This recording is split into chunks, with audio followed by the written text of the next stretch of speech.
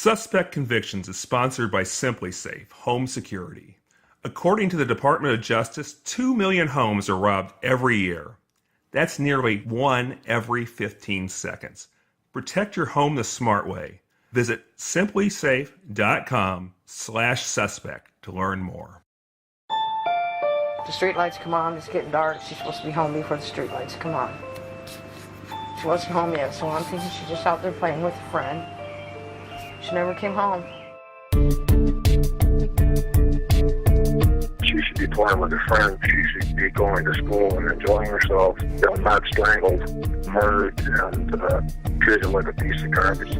Seeing her laying there smoldering just tore you up. It's one of those cases that never leave you, and Stanley's making sure of that. There's no doubt whatsoever in my mind or heart that they have the right man. He looked at and or processed 10,000 items of evidence and never found anything that connected Jennifer and Stanley. I mean, I like cheese, but I'm not a rat. I like kids, but not like that. You're listening to Suspect Convictions, a podcast from WVIK and Scott Reeder. I'm Lacey Scarmana. We've been re-examining the 1990 murder of 9-year-old Jennifer Lewis of Rock Island, Illinois. You probably noticed that we haven't heard anything from one of the main characters in this case. Stanley Liggins has been tried and convicted twice for the murder, but both convictions have been overturned. We've tried to interview Stanley, but he declined. He's currently awaiting his third trial in the Scott County Jail. But we've talked to people who knew him, family, friends, foes. They gave us context to understand his life, from his childhood in Mississippi to his time in prison. So, starting at the beginning, Stanley was born in 1961. He was born the day after Christmas, December the 26th. Anyway, that was the first time I ever seen snow in Mississippi.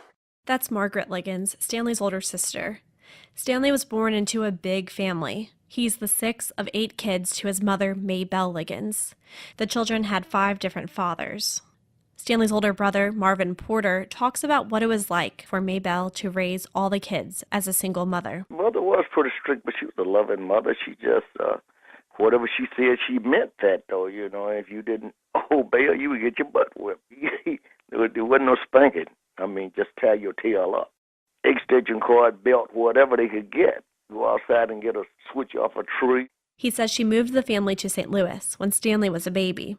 Mother didn't have a job, no father in the house, and it was 3 of us came to St. Louis. At first it was me, my mother, Stanley, and my other brother, Newt. Until we was able to get established for her to send back to get the rest of the siblings. And they finally came on up. And time was hard for us, you know. We didn't have anything, and mother wasn't on welfare or anything. And I started working at a young age, probably at the age of 14 or something. I started working at a Chinese restaurant trying to help. Maybelle and the younger children returned to Mississippi in 1972. Stanley's younger brother, Dennis, says it was a hard transition. You didn't have no running water, no heat, or nothing like that, you know. So everything that we had in St. Louis, we went down there, and we didn't have that. So you're talking city boys trying to go back to nothing. So it's pretty rough. But Margaret says Stanley kept the family laughing. He was always very generous, and he was always a clown in the family that made everybody laugh. He was quite a comedian. He was, and my mom always said that he was the best child she had in the house. You know, he wasn't as hard-headed probably as the rest of us kids. When she said do something, you know, Stan never complained or anything. He would just do it. Dennis remembers Stanley's sense of humor, too. All I can say, I remember Stanley cracking jokes and singing. He used to love to sing Smokey Robinson. That song, Ooh, Baby, Baby. What a price to pay. I'm crying. Ooh, baby, baby. As a teenager, Stanley spent his summers back in St. Louis working on the railroad with Marvin. Stanley was aggressive. He would get angry quick. He would start a fight. quick if somebody did cause a reason. But he was a good loving brother, though. He would do anything kind-hearted, do anything in the world. For a family member, he would do it. He would give them whatever he had if they wanted it. He was free-hearted, kind-hearted with whatever he had. Because, like I say, he worked with me, and then he shared his earnings with other family members. Stanley had a girlfriend in St. Louis, and they had a daughter. Really, I didn't remember too much of him as a father because he wasn't around that girl that much because he's only been in jail for, I guess, about 20-some years. I don't know. I think that girl, I don't know. I don't even know the girl's real name. I know they call her Pumpkin. Soon after his daughter was born, Stanley got into trouble. At 19, he and a group of men were arrested for robbing a grocery store in Mississippi at gunpoint. They stole $400. Stanley served 7.5 years for armed robbery. He had been working with me, and he went to Mississippi on a visit or something. I don't remember for sure what it was. And to go down there and get involved in something like that and had a job where he could have been working, I was disappointed in that.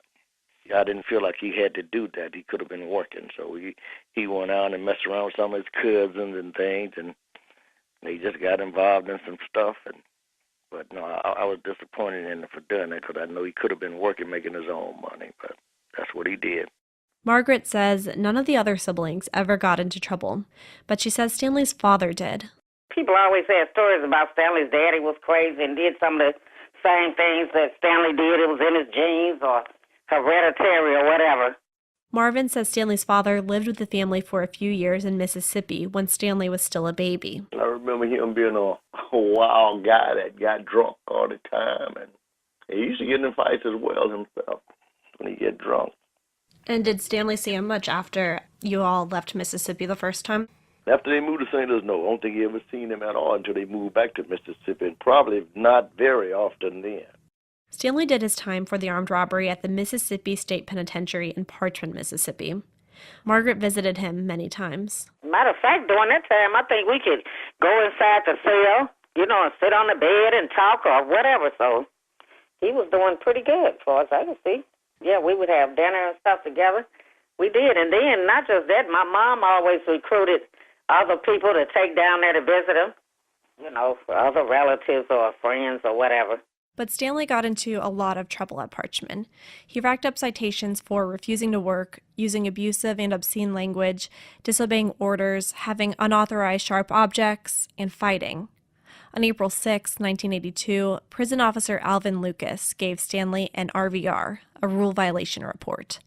These reports meant that an inmate's family visitation rights were put on hold. If you got rule violation serious enough, then that cancel your visitation, then your folks couldn't come. So I guess he wanted to try to get me to change that. So I refused him, and he jumped me, And, it wasn't no real devastating struggle. We struggled this and that, but he ended up biting me on one of my ears or whatever. When Alvin refused to take back the report, Stanley kicked him in the knee and bit him on the ear and shoulder. According to prison records, Stanley's punishment was 20 days of isolation. In February 1987, prison records state Stanley allegedly threatened an inmate in the shower with a knife to have sex with him. And in September of 1988, Stanley killed an inmate named Tommy Blackburn by stabbing him about a dozen times. A jury found him not guilty on the grounds of self-defense, even though Tommy wasn't found with a weapon. Stanley claimed Tommy threatened him with a knife, which Stanley took and used to defend himself. Marvin remembers hearing about this. I remember being told it was some guy they got to fight, some guy tried to walk up on him and stab him or something, and Stanley threw him down and took the knife and stabbed him with it. Stanley finished serving his time for the robbery and was released on February 28, 1989.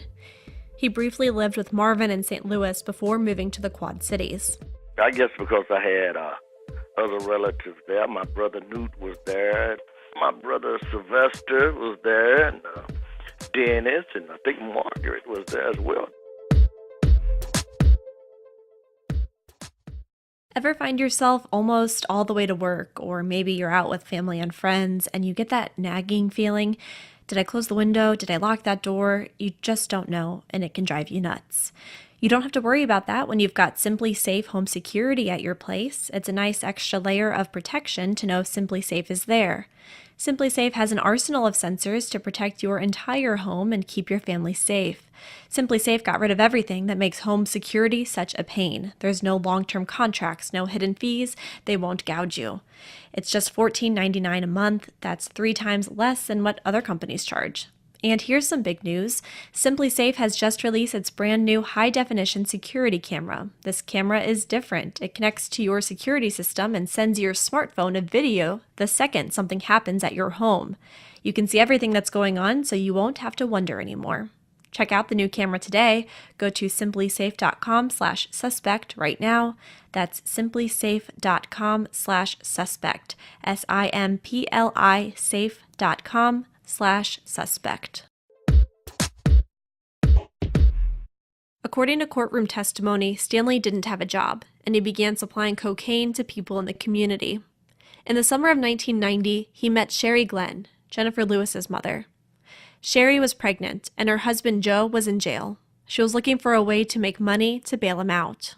I was selling pot because I didn't have enough money to pay for my house and the utility bills. I couldn't get no pot. She says a friend introduced her to Stanley. They asked me if I knew anybody who did cocaine, if I knew people that would buy it. Sure, yeah, oh yeah, okay. So they introduced me to Stanley, and one thing led to another. I introduced him to people I knew because I didn't want to be involved in it. Stanley spent some time at the Glenn house. Mary Rockwell, a family friend who considers herself Jennifer's godmother, says Stanley was friendly towards Jennifer. Stanley would come to the house. He was always very clean-cut, well-dressed, well-mannered, soft-spoken, very gentlemanlike. Jennifer had a little bit of learning issues, from my understanding. One thing Stanley did was Jennifer was learning to count money, so he would pull out a handful of change, and the agreement was if Jennifer could count it and count it correctly, he would give it to her to put in her change jar for her dad. Sherry says Joe was released from jail on August 5th, 1990. Joe got out of jail, I think, August 5th, which was a couple days after Stanley molested that little girl in Marlin, which I didn't know about. Sherry's referring to Stanley's August 3rd arrest for aggravated criminal sexual abuse of a 9-year-old girl in Milan, Illinois. The girl testified that she spilled Kool-Aid on herself, and Stanley offered to help her clean it off. She says he used a washcloth to wipe the Kool-Aid off her leg and then reached under her swimsuit bottoms and touched her inappropriately. He was arrested and released on bond. A little over a month after that, the Quad Cities community was shaken by the murder of Jennifer Lewis on September 17, 1990. Stanley was charged several days later with Jennifer's murder, along with her kidnapping and sexual abuse. What hit me is finding out that Jennifer had been killed and how she was killed, wanting to know who did it. And then when I found out, or was told that it was Stanley, at first I'm like, no way. Stanley? And then all of a sudden people started talking and then found out what he'd done before, and then he just molested little girls. Like, oh my God. Chris Miner, a reporter for WQAD-TV Channel 8, says the community learned about the Milan sexual abuse arrest shortly after Jennifer Lewis was murdered. The fact that he was arrested for sexually molesting a 9-year-old girl and he was out on bond, and then 1 month later, Jennifer. It's hard not to think, if he would have been in jail, what life would have looked like. She interviewed Stanley shortly after his arrest. When I asked him, you had been arrested for molesting a 9-year-old, Stanley, and now this, do you like little girls? And he answered, I like cheese, but I'm not a rat. I like kids, but not like that. And the way he said it, and he stared at me, it was an interesting answer to that question. Mary Rockwell remembers seeing that interview on the news. When I came home, the first clip I saw was that where he says, I like cheese, but I'm not a rat, and I like kids, but not like that. It was like a man I had never saw in my life, ever. Even though I'd known him through Sherry and met him on numerous occasions, he wasn't the same man. It was like Jekyll and Hyde. I saw pure evil. It was very frightening how buffaloed we were. Chris Miner remembers something else from her interview with Stanley.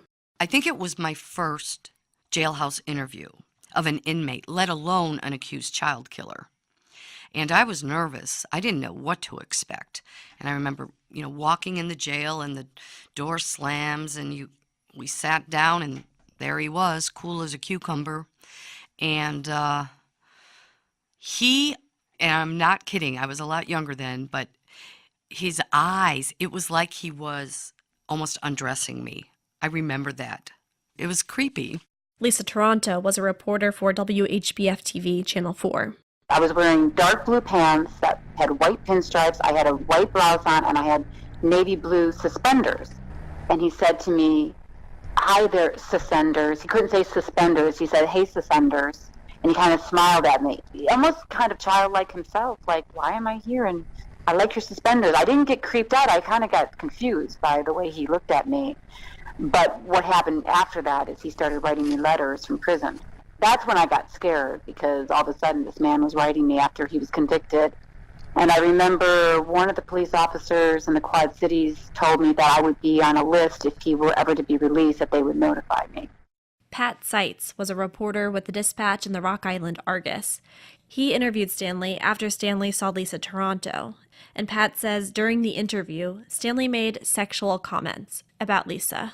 I just met this guy, and he's already talking like this creep. It's just weird. I mean, that's what I remember most about that interview. Just that, like, geez, here's this guy in jail for this horrific crime.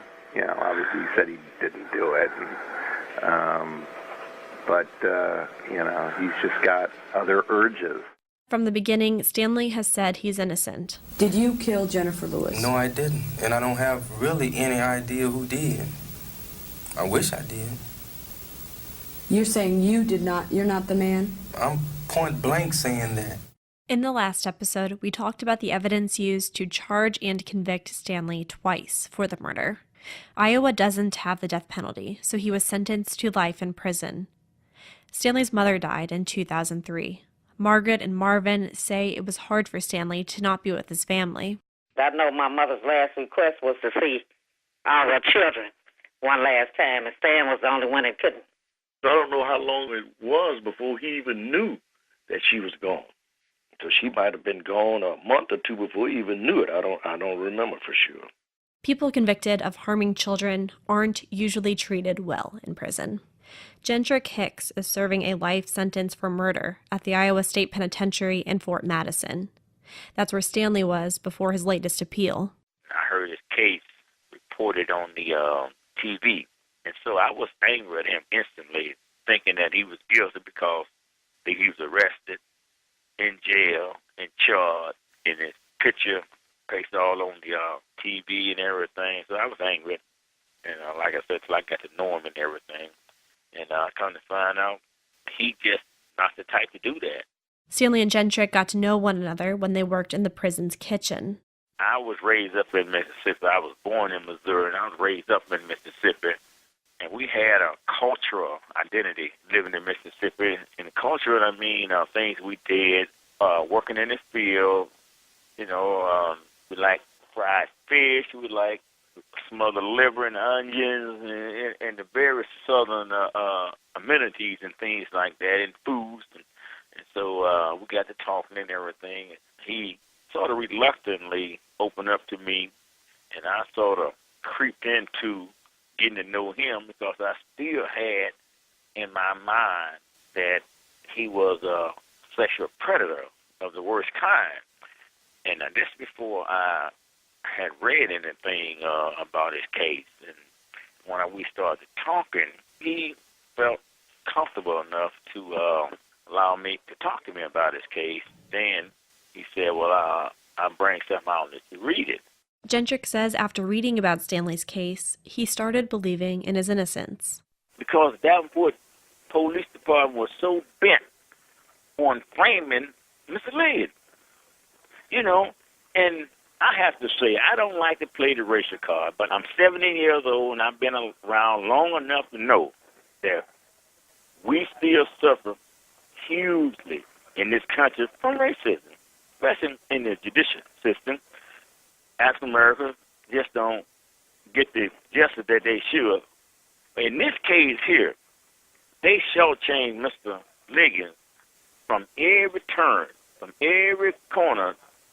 They did not get this man justice.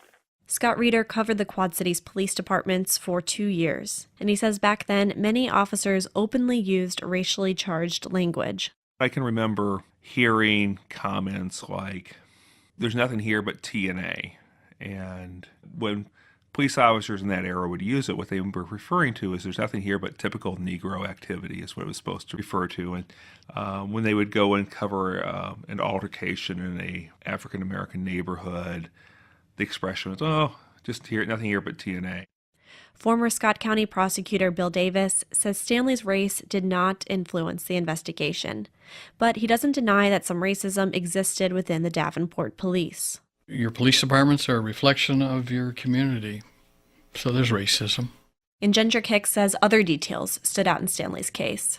When I started reading about his case and things that his lawyer had discovered through people calling his lawyer, reporting these things that the stepfather said. Jendrick is referring to information included in Stanley's appeal. Kent Simmons, the lawyer who filed the appeal, claims that 78 police reports were withheld from the defense. We talked about these reports in the last episode. One report includes a statement Joe allegedly made about wanting to videotape sexual acts with his stepdaughter, Jennifer. The appeal also cites post-conviction findings, where Joe allegedly admitted to killing his stepdaughter. According to testimony in an evidentiary hearing from 1999, a witness claims Joe Glenn was arguing with a neighbor when he said that he killed his daughter and he would kill them too. The witness says he then rephrased his statement to say, quote, "They killed my daughter and you guys don't mean anything to me. I can kill you too." Sherry says Joe never said he killed Jennifer. That guy didn't even know us then. Joe was drunk out there running his mouth. He did not say that. There was so much commotion going on, but he said, "Do you think Stanley killed Jennifer? Just wait until I kill you." But he never said that he killed Jennifer. She says Joe was all talk and he wouldn't actually hurt anyone. But police reports show Sherry filed multiple orders of protection against Joe in the early 2000s. Joe could run his mouth and say shit, but he wouldn't hurt a flea. I mean, I was married to him for 16 years, and he could run his, excuse my language, his fucking mouth. And I'll tell you what, the words are worse, because, you know, bruises go away.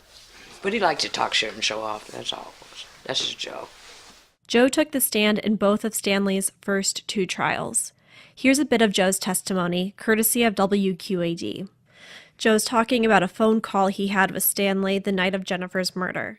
He was real irate and angry and was insisting on coming over to the house. I told him, "Did you hear what happened? They found Jennifer's body over in Davenport." And he says, "Object, hearsay. Objection's overruled." And he says, "That's a drag. And hey, dude, I need to come over to your mother house." And I said, "Well, hey, man, you can't come over right now. The detectives want to talk to you. What do those son of a want?"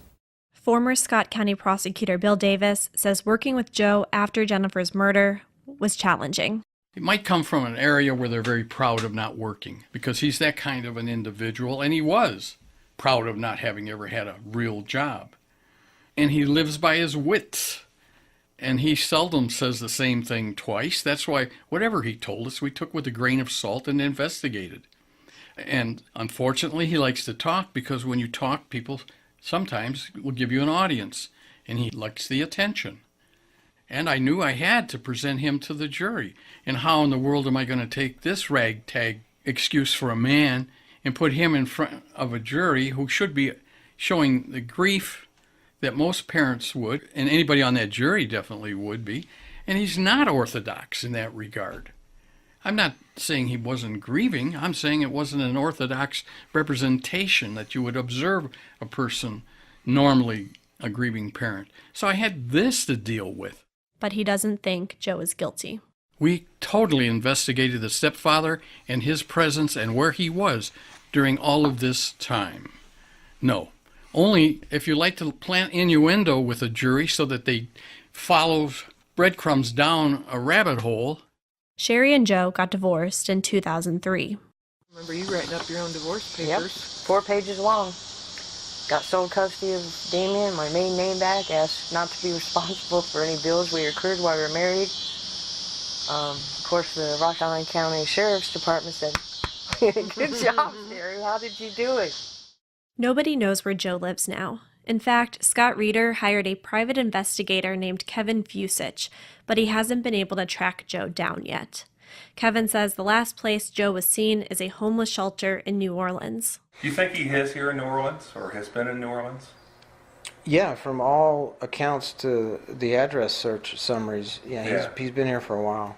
Scott went down there himself to search. He brought along an old photo of Joe and showed it to people he met. I seen him yesterday. Yesterday? Where? Yeah, yesterday. I seen him down there on Decatur. He got the same hair and the mustache. That's a 10-year-old photo now. Yeah, I know. But he got a beard now. Okay. Yeah, he got a beard. I seen that face stuff. You ever seen him? If I'm not mistaken, because damn near after a period of time, they all go to look at the beard thing. You know what I'm saying? Yeah, this is a 10-year-old photo. Yeah, but I'm saying, because see, sometimes they let the beard grow, but, well, I don't want to lead you the wrong way, okay? Uh-huh. But there is a guy, a similarity to this one. He bees this way. Okay. Back over here. What kind of places do you see this guy at, just out of curiosity? I don't know him all that well. I see him walking around here and there. Does he panhandle, or does he... I'm really not for sure, dude. I try to keep myself isolated from people. Well, he may. Now, if it's the same person I know, which has lost a lot of weight, he's got a ponytail now. Okay. He hangs out at Jackson Square. At Jackson Square? Jackson Square, down with the gypsies down there. I haven't seen him lately now. I haven't seen him in a month. I know you're talking about. I just seen him walking around eating with us. I haven't seen him lately. Where's he hang out? Like everybody else around the park and whatnot. Around where? Around here. Where else they gonna hang? Around here. I don't know, maybe the library. The library? Yeah. Public library. You go in there and get on the internet. Get on the internet. Bill Davis says it's good for the defense if Joe can't be found. I think they'd rather not have him, so they can say anything they want about him, and he's not there to defend himself. And then again, they'll of course assure the jury that we hit him, but I understand the theory of the case with the defense. I understand the way Kent Simmons, who's a good friend of mine, he was my first intern. He presents the case big city style. Go in and accuse everybody but his client. Accuse the prosecutor, accuse the lawyers, the police, accuse everyone but his client. Stanley's going to trial for the third time in May. Both of Stanley's other convictions were overturned, meaning he is currently charged with the murder but hasn't been found guilty of the crime. He has the presumption of innocence, like any other person facing trial. Stanley's first defense attorney, Gary McHenrick, says he doesn't think the prosecution proved their case beyond a reasonable doubt. I have always believed that the evidence was insufficient for him to be guilty. Stanley's siblings, Marvin and Margaret, hope their brother wouldn't be capable of such a terrible crime. To be honest, I don't know. I just hope he did. I don't know for certain if he could have. I really don't know. You don't know. We don't know what the next person is capable of doing. And I'm got to be honest. I don't know if he could have or not. I just hope he didn't. I really would hate to think that he did it. Well, I hope he couldn't be my brother and be capable of doing some things like that. But I still, I'm not going to say one way or another because I don't want to set myself up for a disappointment.